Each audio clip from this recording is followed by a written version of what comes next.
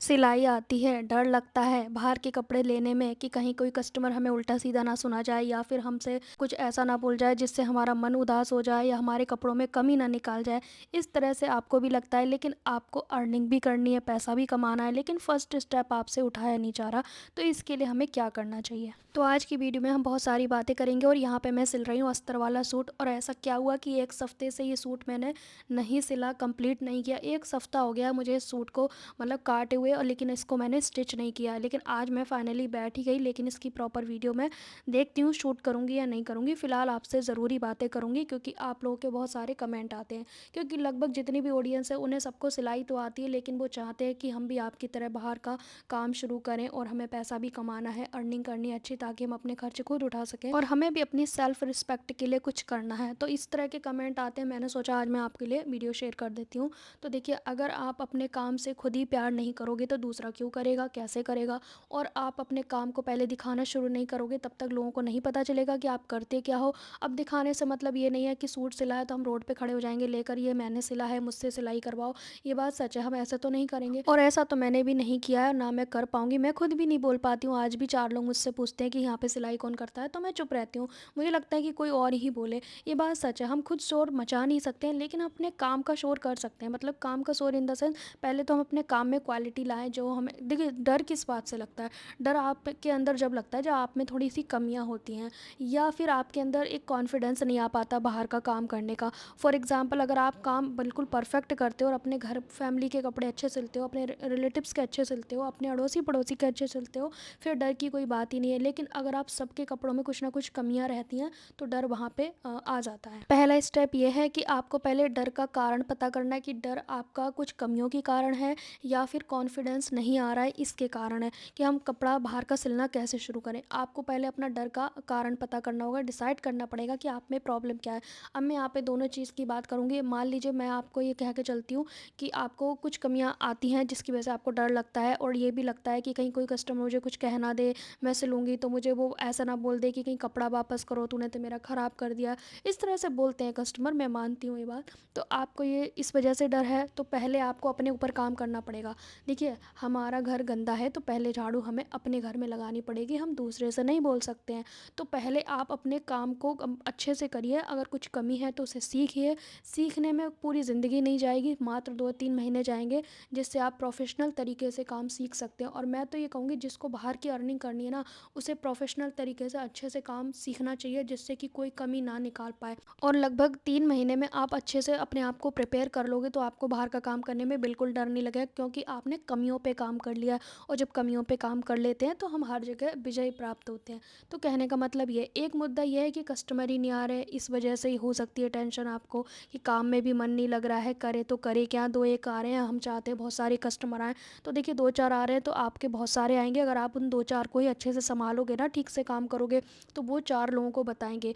क्योंकि अगर जब मैंने भी अपनी जर्नी आपके साथ शेयर की थी ना, तो मेरे पास 1-2 कस्टमर आई थी, उनका काम मैंने इतना दिल लगा के किया था, और वो मेहनत मेरी आज भी है। आप मेरे काम में देखो, अभी मैं अस्तर वाला सूट कर रही हूँ ना, इसको देखो मैं कितने घंटों से इसे संभालती रहूँगी, जब तक एक एक मतलब सेंटीमीटर भी परफेक्ट नहीं आ जाएगा ना, तब तक मैं इसे रफली काम नहीं करूँगी। बिल्कुल नापती रहूँगी, खींचती रहूँगी इधर से उधर। वही पहले फर्स्ट डे वाली ही मेरी मेहनत आज भी मेरे अपने काम में झलकती है, ऐसा मुझे ऐसा लगता है। इसीलिए शायद हम उस चीज़ पर टिके हुए हैं।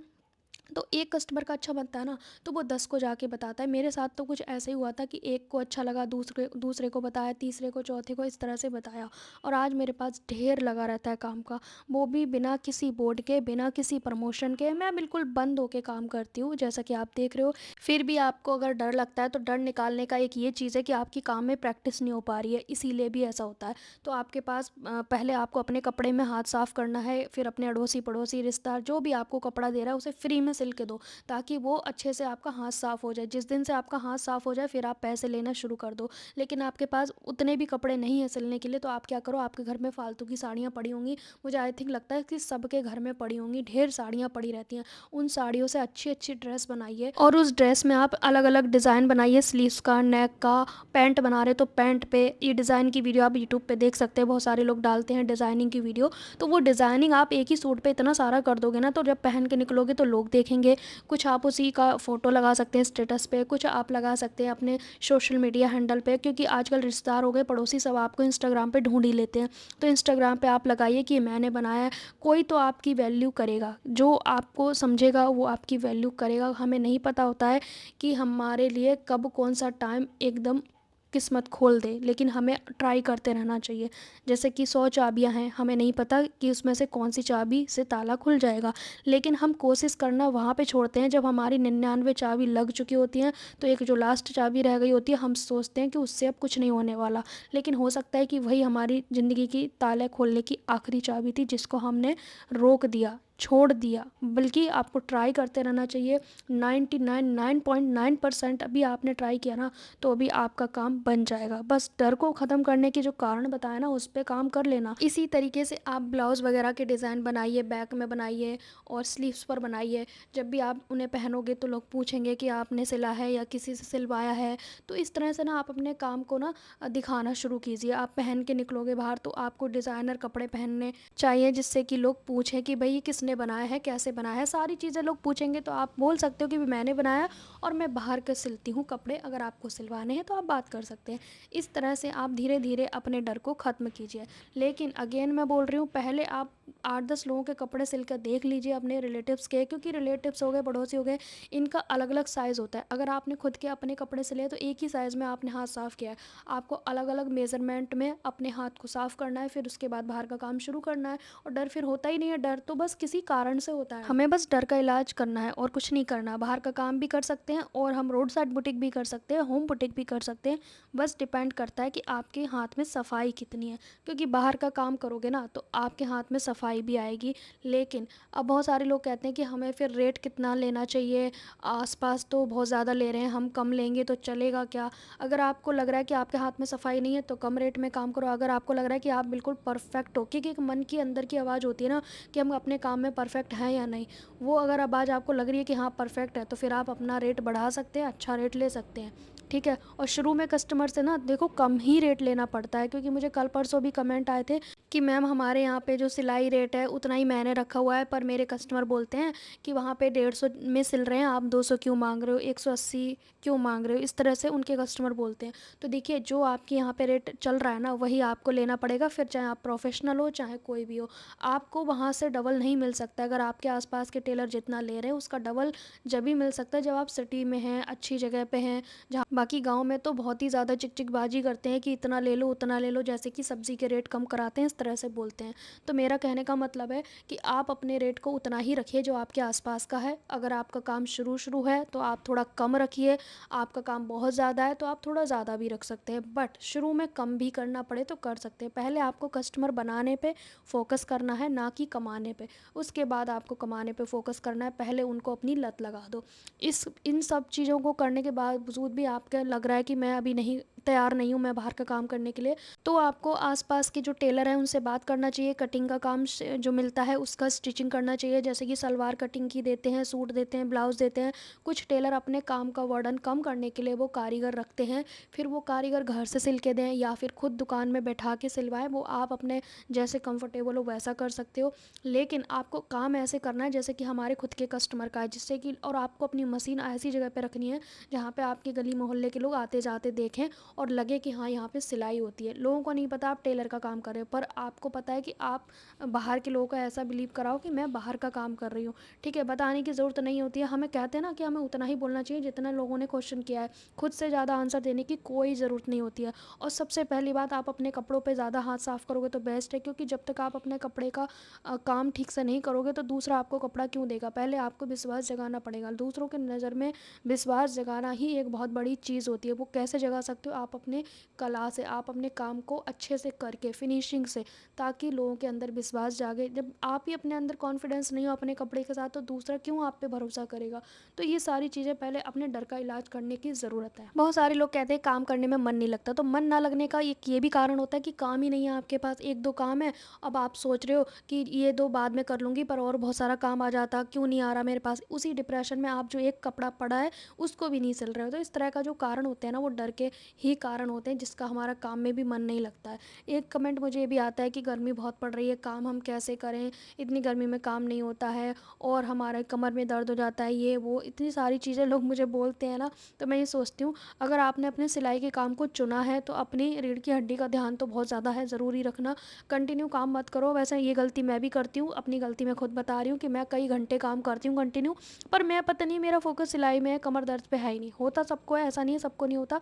हाँ, हाथ की मशीन से बिल्कुल नहीं करना। मैं एडवाइस करूँगी कि आप हाथ की मशीन से बाहर का काम बिल्कुल भी ना करें, क्योंकि वो कमर दर्द बना देगी, झुका देगी आपको, झुके झुके ही आपकी रीढ़ की हड्डी में प्रॉब्लम होने लगेंगी। तो आप अगर मशीन पे काम करें, ज़्यादा प्रॉब्लम है तो आप पहले तो हैवी हैवी वर्ड यूज़ करना बंद करो। सर्वाइकल, बैक पेन, इतने हैवी वर्ड बोल देते हैं कि मतलब मैं खुद पढ़ के वो हैवी हैवी फील करने लगती हूँ। तो कहने का मतलब आप ना इतने बड़े शब्दों पे ध्यान नहीं देना। आपको जो चाहिए उस पे ध्यान देना है, जो नहीं चाहिए उस पे ध्यान नहीं देना, उसका गीत नहीं गाना है आपको। क्योंकि जो आप ज़्यादा बोलते हो, ज़्यादा सोचते हो, ब्रह्मांड उसकी ऊर्जा को सुनता है और ब्रह्मांड उसी चीज़ को वाइब्रेट करता है। वही आप अट्रैक्ट करते हो, जो आप अंदर सोच रहे हो, बोल रहे हो, वही चीज़ अट्रैक्ट करोगे। और जो नहीं चाहिए था, बल्कि आपको क्या करना था, जो चाहिए वही आपको बोलना था, वही आपको महसूस करना था। अब बात कर लेते हैं उन लोगों की जो टाइम मैनेजमेंट नहीं कर पाते हैं और काम में मन नहीं लगता। तो काम में मन नहीं लगता क्योंकि आप टाइम मैनेजमेंट ही नहीं कर पा रहे हो। आपके क्वेश्चन में ही आपका आंसर छुपा हुआ था, लेकिन आपको शायद नहीं पता था।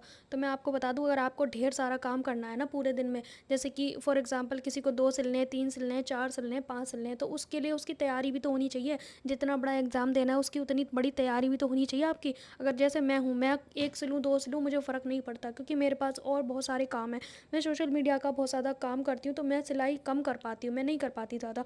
बहुत सारे लोग पूछते हैं आपकी काम की स्पीड कितनी है, आप कितने सिल देते हो। तो देखो, मैं सिलना चाहूँ तो मैं 8-10 भी सिल सकती हूँ, मैं नहीं चाहूँ तो मैं एक जीरो सिलाई भी नहीं लगाती, क्योंकि मेरे काम अलग अलग तरह के हैं ना। मेरी सोशल मीडिया की शूटिंग भी है।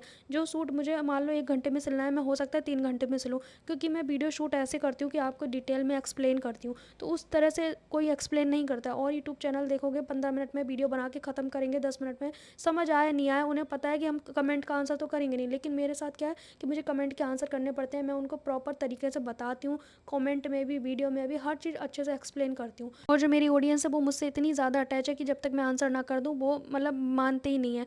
तो इस तरह से होता है। लेकिन और यूट्यूबर क्या है, उन्होंने वीडियो डालनी है, बस उन्हें पैसा कमाना है और कुछ सोचना ही है। लेकिन मेरा क्या है कि मैं ऐसे समझाती हूँ वीडियो में, जैसे कि मेरे सामने कोई बच्चा है, वो सिलाई सीख रहा है और मैं उसे समझाए जा रही हूँ।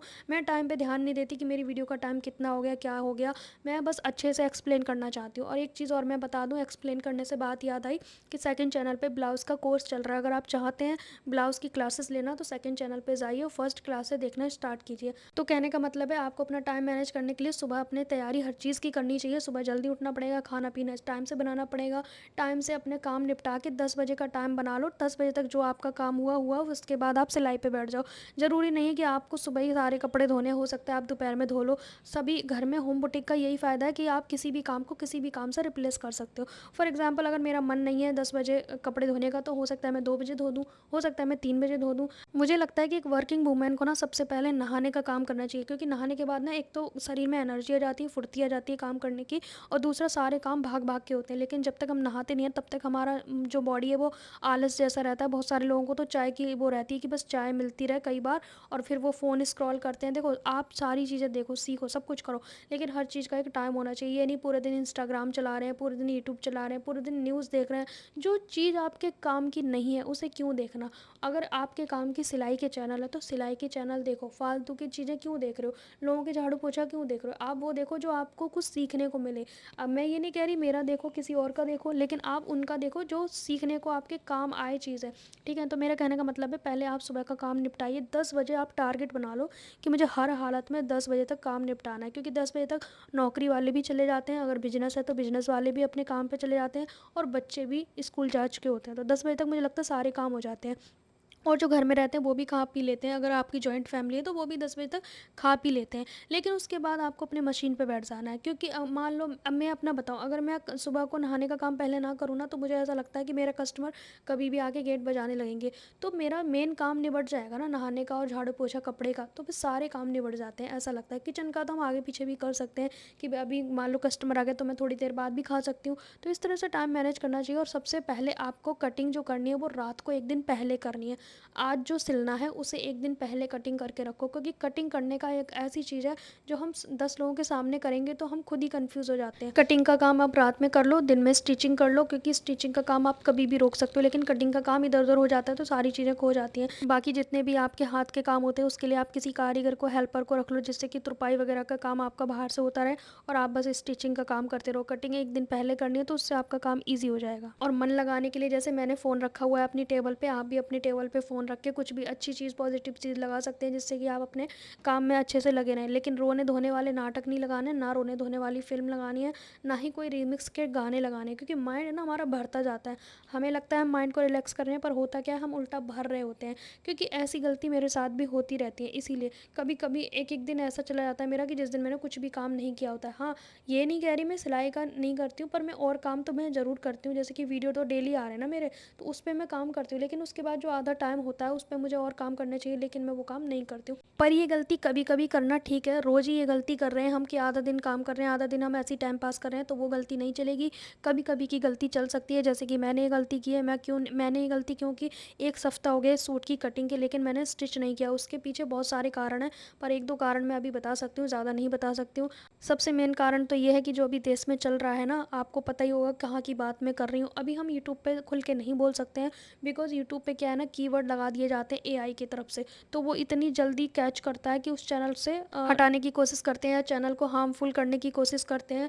तो जिसकी वजह से हम जिस पे हम अपनी आवाज़ उठा सकते हैं उसी आवाज़ को बंद कर दिया जाएगा, तो फिर हम कैसे अपनी आवाज़ को उठा सकते हैं। तो इसी वजह से मैं यहाँ पे तो नहीं करती, लेकिन मैंने अपनी इंस्टाग्राम की स्टोरी पे जो लगाया हुआ है उससे आपको समझ में आ गया होगा कि मैं किस चीज़ की बात कर रही हूँ। मैं बहुत ही ज़्यादा, मतलब इतना ज़्यादा डिस्टर्ब हूँ। भले ही मैं ऑनलाइन नहीं आके कुछ भी बोल रही हूँ, लेकिन ऑफलाइन मेरी इतनी फ़ाइट चल रही है इन चीज़ों को लेकर कि मतलब बहुत सारे लोगों से मेरी फ़ाइट हो जाती है इसी एक चीज़ की वजह से, जिससे मैं डिस्टर्ब हो गई हूँ। फ़ाइट का मतलब यहाँ पे ये नहीं है कि लड़ने वाली फ़ाइट, बस एक बोलने चालने की चीज़ें होती है ना, जो कोई किसी के पक्ष में, कोई किसी के पक्ष में, उसकी बात कर रही हूँ मैं। बाकी कोई लड़ाई वड़ाई वैसी वाली नहीं समझना आप, कि क्योंकि मैं इतनी प्यारी हूँ मुझसे कोई लड़ ही नहीं सकता। कुछ लोग तो मुझे ये भी बोलते हैं कि मैम आप तो अकेले रहते हो इसलिए सारे काम टाइम पे कर लेते हो, हम जॉइंट फैमिली में रहते हैं हम नहीं कर पाते। तो माना कि जॉइंट फैमिली में काम बहुत है, लेकिन अगर आप खुद को पूरा दिन लगाए रखोगे तो वो काम कभी फिनिश नहीं होने वाला। लेकिन अगर आप मान लो जॉब कर रहे होते तो आपका काम जॉइंट फैमिली में भी उतनी जल्दी हो जाता जिस समय पे आप जॉब जा रहे होते।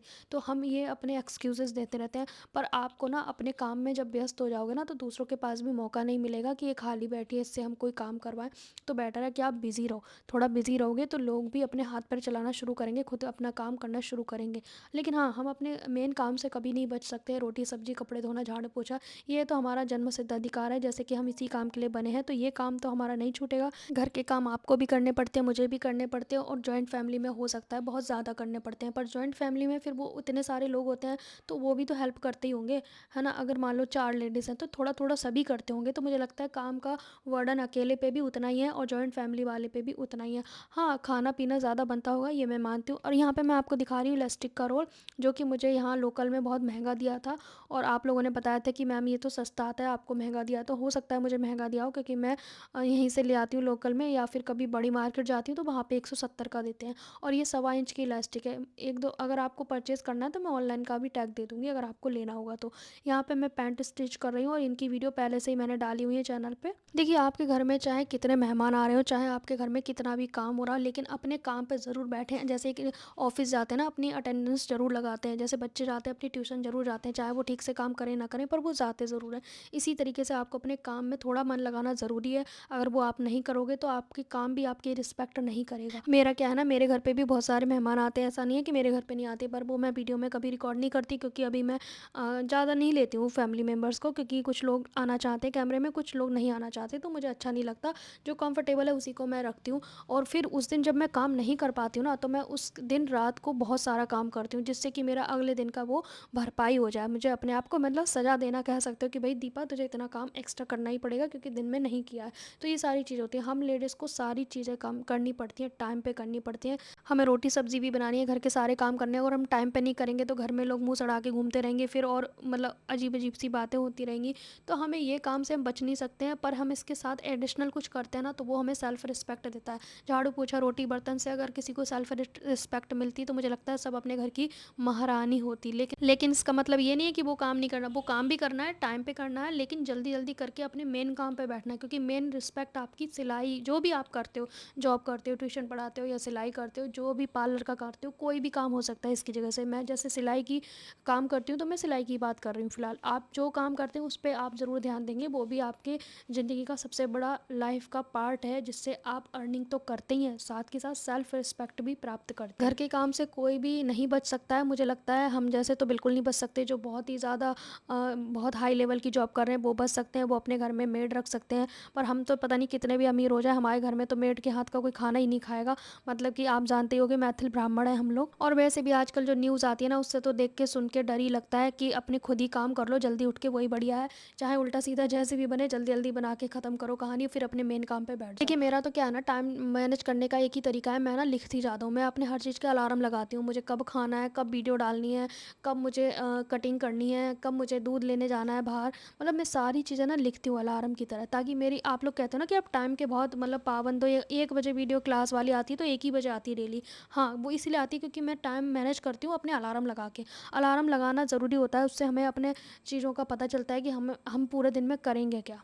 और कई बार तो मैं अर्जेंट काम आसानी से ले लेती हूँ, कोई बिना एक्स्ट्रा चार्ज के। बहुत सारे लोग कहते हैं एक्स्ट्रा चार्ज लेते हो, बिल्कुल नहीं लेती। बस मैं इसलिए ले लेती हूँ उन काम को, एक तो मेरे कस्टमर के होते हैं, वो रिक्वेस्ट करते हैं। दूसरा ये कि हम अर्जेंट काम लेते हैं ना, तो उस दिन हमारी सिलाई दुगनी तिगनी हो जाती है। नॉर्मली हम अगर 2-3 सिल रहे हैं ना, तो उस दिन 4-5 सिल जाते हैं। उसका कारण ये है कि हम अपने डर के मारे हम सारा काम जल्दी जल्दी करते हैं। तो इसका मतलब हमारे डर में जीत है, ना कि हमारे सोचने में। तो कहने का मतलब है आपको अर्जेंट काम भी करते रहना चाहिए, जिससे आपको अपनी स्पीड का पता चलता रहता है। कुछ लोग तो मुझे ऐसे कमेंट करते हैं, इतना जिद करते हैं कि आप अपना बताओ कि आप दिन में कितने कपड़े सिलते हो। तो देखिए, मैं मेरी बात अगर सुनोगे ना आप, तो आप हैरान रह जाओगे। अगर मैं चाहूँ तो 8 से 10 जोड़ी कपड़े आराम से सिल सकती हूँ, लेकिन उसकी बजाय ना सिलने की, क्योंकि 2 यूट्यूब चैनल पे काम करना, इंस्टाग्राम पे काम करना और फेसबुक पे भी काम करना शुरू कर दिया है मैंने इसे 1 महीने से।